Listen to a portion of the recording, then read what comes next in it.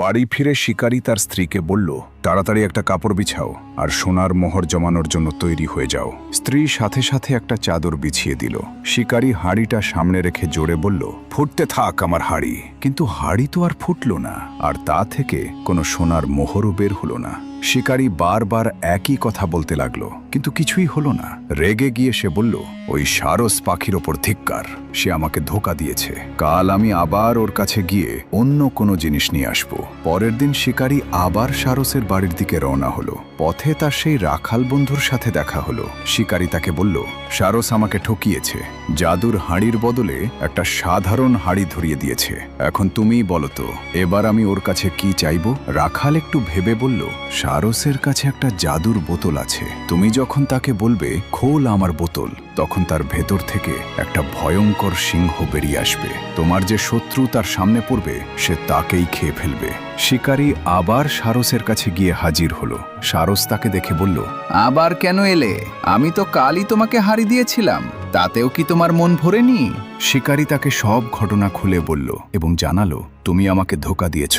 এখন আমি তোমার কাছে সেই জাদুর বোতলটা চাইতে এসেছি। সারস কিছুক্ষণ ভাবল, তারপর সেই জাদুর বোতলটাও তাকে দিয়ে দিল। শিকারী বোতল নিয়ে বাড়ির পথে রওনা দিল। পথে বিশ্রাম নেওয়ার জন্য সে আবার তার সেই রাখাল বন্ধুর বাড়িতে গেল। সে বন্ধুকে বলল, আমি কিছুক্ষণ বিশ্রাম নিই, তুমি এই বোতলটার খেয়াল রেখো, কিন্তু সাবধান, ভুলেও কখনো খোল আমার বোতল বলবে না। শিকারী ঘুমিয়ে পড়তেই তার বন্ধুর মনে লোভ জেগে উঠল। সে বলে উঠল, খোল আমার বোতল। হঠাৎ বোতল থেকে এক ভয়ঙ্কর সিংহ বেরিয়ে এসে গর্জন করতে লাগলো। বন্ধু ভয়ে চিৎকার করে বলতে লাগলো, বাঁচাও, বাঁচাও। এই চিৎকার শুনে শিকারী জেগে উঠল। সে তাড়াতাড়ি বাইরে এসে দেখল তার বন্ধু চিৎকার করছে আর সিংহটি তাকে আক্রমণ করতে যাচ্ছে।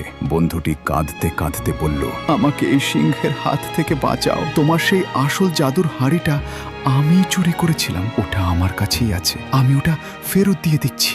শিকারী তখন জোরে আদেশ দিল, থেমে যাও, আবার বোতলের ভেতর ফিরে যাও। এই কথা শোনা মাত্রই সিংহটি থেমে গেল এবং আবার বোতলের ভেতর ঢুকে গেল। লোভী বন্ধু সাথে সাথে আসল জাদুর হাঁড়িটা শিকারীকে ফেরত দিয়ে দিল। শিকারী দুটো জিনিসই নিয়ে নিজের বাড়িতে পৌঁছালো এবং স্ত্রীকে বলল, এবার দেখো আমার জাদু, ফুটতে থাক আমার হাঁড়ি। হাঁড়িটা সাথে সাথেই ফুটতে শুরু করলো এবং তা থেকে অগণিত সোনার মোহর ঝরে পড়তে লাগলো।